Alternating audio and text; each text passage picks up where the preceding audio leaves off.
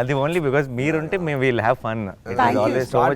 Assistant director లైఫ్లో చాలా కష్టపడి చాలా ఇంత స్థాయికి వచ్చారంటే there are 2 kinds of people. కష్టపడి వచ్చేవాళ్ళు అందరూ నేను కష్టపడి వచ్చాను కదా మిగతా వాళ్ళు కూడా కష్టపడి రావాలి, కష్టపడాలి అనే ఒక క్యారెక్టర్ ఉంది. ఇంకొకరు మనం కష్టపడ్డాం ఎందుకు మిగతా వాళ్ళు కష్టపడాలి అనేది ఇంకొక సగం సార్ అంతరగం. సూపర్.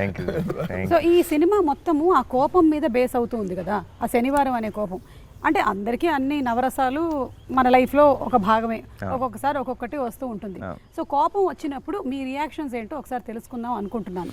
ముందు మన నాన్నగారితోనే మొదలు పెడదాం. కోపం నాకు యాక్చువల్లీ నాకు వివేక్ వచ్చి ఫస్ట్ సరిపోదు శనివారం ఐడియా చెప్పినప్పుడు నేనే ఆలోచిస్తే చాలా కరెక్ట్ కదా అనిపించింది. ఎందుకంటే చాలాసార్లు కోపం ఏమవుతుందంటే ఐ ఫీల్ మన 10 సార్లు మన కోపంలో 9 సార్లు జస్టిఫైడ్ కాదు. కరెక్ట్. కోపం ఇస్ చాలా ఇన్స్టెంట్గా అలా వచ్చే ఒక కోపం ఎప్పుడు కూడా ఇప్పుడు మీకేదో మీరేదో ఒక ఫంక్షన్ చేస్తున్నప్పుడు మీకు వాళ్ళు ఏదో అటు ఇటు కన్ఫ్యూజ్ చేస్తారనుకోండి, మీకు కోపం వస్తుంది. బట్ ఆ కోపం మీరు ఇంటికి వెళ్ళేటప్పుడు ఉంటుందా? కొంచెం తగ్గుతుంది.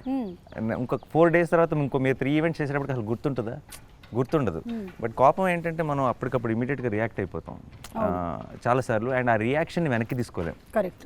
ఇప్పుడు మీరు ఏదో అన్నారు, నేను తిరిగి మిమ్మల్ని అనేస్తాను అనుకోండి ఫర్ ఎగ్జాంపుల్, మీరు అన్నది కరెక్టే అని నాకు తర్వాత అనిపిస్తే బట్ నేను మిమ్మల్ని తిరిగి అన్నది నేను వెనక్కి తీసుకోలేను. కోపం మంచిది, కోపం ఉండాలి. కానీ కోపంని అనలైజ్ చేసుకోగలిగే టైం ఉంటే ఆ కోపం చాలా చాలా పర్పస్ఫుల్గా మారుతుంది. సో ఎప్పుడైతే కోపానికి ఒక రోజే పెట్టుకున్నాడో ఆలోచించుకునే టైం వచ్చింది, ఏది నిజమైన కోపం ఏది నిజమైన కోపం కాదు అని.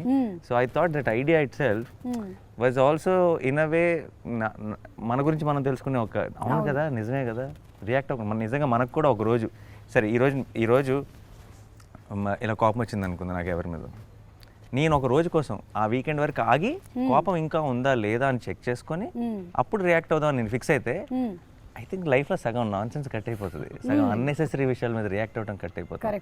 అండ్ ఇంత మంచి ఫిలాసఫీ ఉంది, బట్ దాన్ని పెట్టుకొని ఒక మంచి ఒక ఎంటర్టైనర్ విత్ అబ్సల్యూట్ యాక్షన్ని డిజైన్ చేసినప్పుడు it was very very exciting. That's how the film is. కాకపోతే ఇప్పుడు ఏంటంటే మీరు చెప్పింది నాన్నగారు, ఆ రియాక్షన్ ని కంట్రోల్ చేసుకొని శనివారం వరకు హోల్డ్ చేయడం పక్కన పెట్టండి, ఆ సెకండ్ లోనే పెట్టేస్తున్నారు. అది కష్టం. అది కరెక్ట్ అది కష్టం. అసలు మనం ఎలాంటి ప్రపంచంలో బతుకుతున్నాం ఇప్పుడు అంటే ఇన్స్టెంట్ గా అన్ని రియాక్షన్స్ మనం చేసేసి ఒక్కోసారి అరే ఎందుకు పెట్టాం మనం ఇది అని తర్వాత ఫీల్ అవుతాం, కానీ మళ్ళీ అది బయట చెప్పుకోవడానికి నామోషిగా కూడా ఉంటుంది.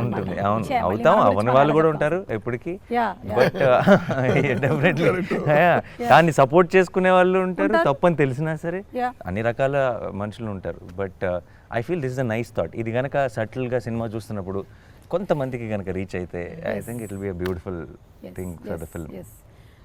జనరలీ నేను చెప్తూ ఉంటాను అనమాట, కొంతమందికి కొన్ని థింగ్స్ కొన్ని సిచ్యువేషన్స్ వాళ్ళ లైఫ్లో జరిగిన నెగటివ్ హోల్డ్ ఆన్ చేసుకుంటూ ఉంటారనమాట. నాకు గుర్తొస్తూనే ఉంది అంటే ఒక టైం పెట్టుకో, ఈ ½ an hour రోజులో దాన్నే గుర్తుపెట్టుకో, ఇంక వేరే పని ఏం చేయక అసలు ఓన్లీ 5 to 5:30 ఇదే రాసు, నన్ను వాడు అలా చేశాడు 5:30 అవగానే నువ్వు మళ్ళీ వదిలేసేయాలన్నమాట అది అని. So which is very difficult. Problem actually reverse. నాకు బయట నా బిగ్గెస్ట్ ప్రాబ్లం ఏంటంటే ఎప్పుడైనా నాకు చాలా రేర్గా వస్తుంది కోపం వచ్చినప్పుడు ఈ కోపం ఉంచుకోవాలి అనుకుంటాను, పోద్ది.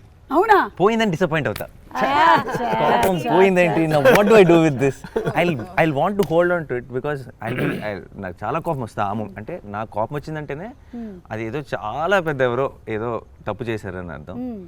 అప్పుడు చాలా కోపం వచ్చి ఇది పోకూడదు, ఇది మాత్రం ఉండాల్సిందే, ఒక 2 days అయినా ఉండాల్సిందే ఈ కోపం అనుకుంటాను. కరెక్ట్గా 2 minutesలో ఏమైంది అది వెళ్ళిపోయింది ఏంటి అని చాలా ఫీల్ అవుతాను నేను. Reverse exact.